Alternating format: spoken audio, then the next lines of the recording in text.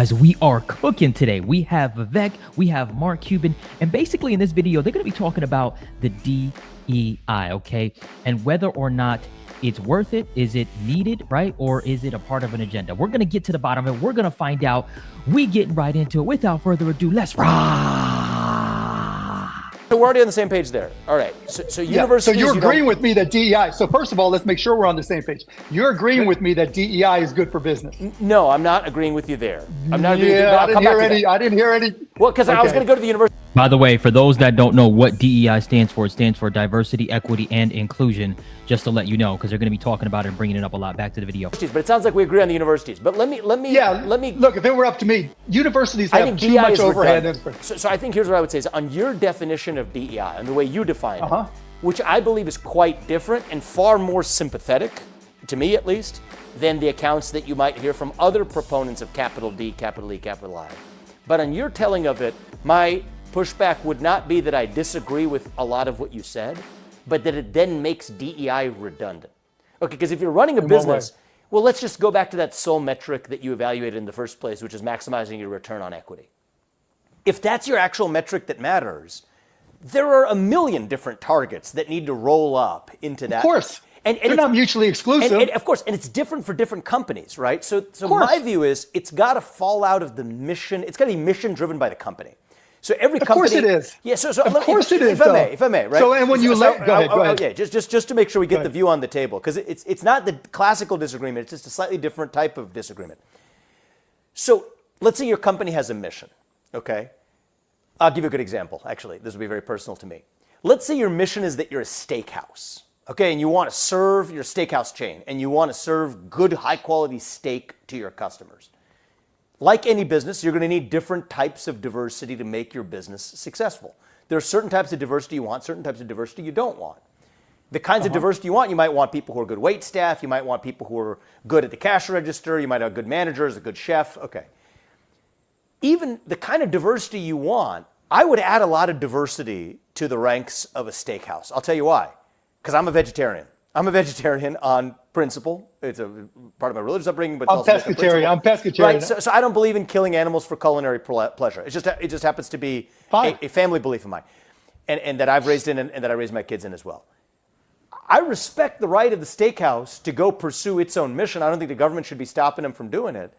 But even though I would add diversity to the ranks of the steakhouse, I don't think that would necessarily make them better because it doesn't align with their mission.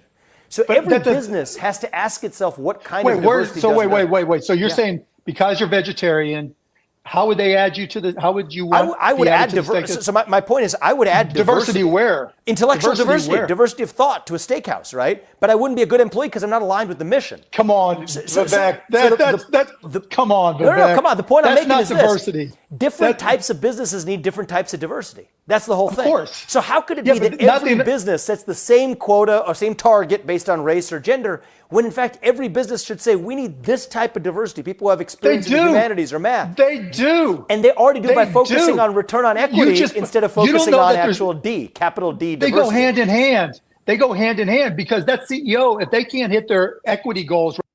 All right, so real quick, this is a really good, I've never seen this video. This is a real reaction. This is really good. Listening to what they're saying, I will interject real quick to say, yeah, so I do understand where Vivek is coming from. I also understand where Mark is coming from as well. Now, to be quite blunt with you, here's my opinion real quick, and then I'll let Mark finish. Personally, I'm for diversity, 100%. I'm for diversity. Okay, I am absolutely all for it. However, I want the person that's best for the job. So I'm not looking for, you have to be this color or that color because we have to meet a quota. Personally, I feel that that's the way, and we saw it with Hollywood, right? Where I think there's a rule where you have to have a certain amount of, maybe some people like that, maybe some people don't.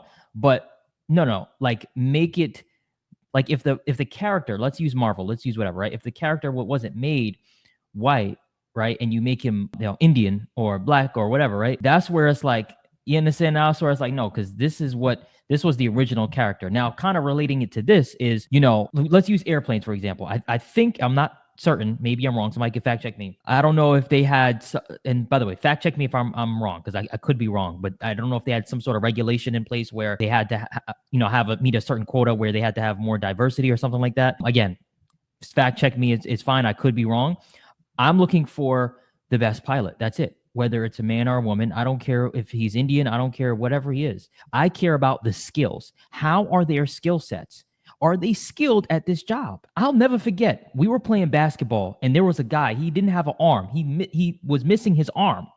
He had one arm, and he had the most points in the game. And I was in the game and he was scoring on me. He was scoring on everybody. And he had one arm, right?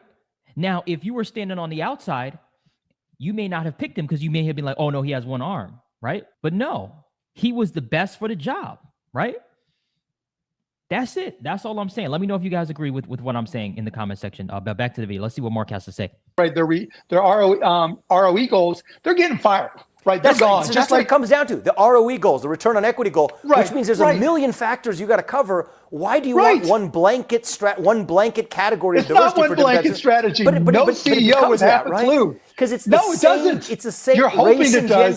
Race and gender is what it always. Well, I'm going to be honest with you. I am leaning on towards Vivek with that statement because I 100,000,000% agree that now more than ever, that's what it's about, right? Yeah, so, you could look at it and say, yeah, it's for good intentions, but is it though? Is it, right? Is it with good intentions? Because if it was with good intentions, we would look at it and we would say, no, this is the person that's best for the job. Let's hire them, right? And I'm not saying I don't want my brothers and sisters to get more employment, right? People of color to get more employment. I'm not saying that. So let me be clear. Let me be very clear. I am not saying that. I am saying that if you're slacking and you're not good for the job, get out, right? Hire somebody that's better. And if it's a woman, bring her in. If it's a dude from India, bring him in. If it's a dude from Pakistan, bring him in. If it's a dude from Brazil, bring him in. If it's a dude from Europe, bring him in. If it's a dude from or a woman from Czechoslovakia, bring her in. That's it. I run a marketing company. I used to run a marketing company, right?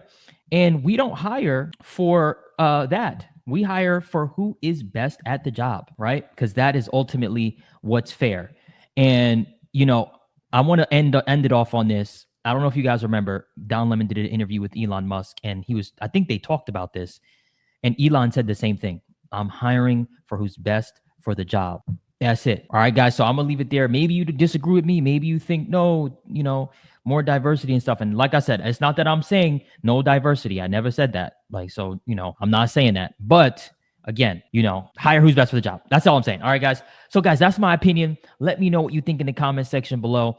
All right. I'm curious to know, who do you think won this, Vivek or Mark Cuban? Who do you think basically had the better take here? All right, guys. Other than that, I'm out. Peace.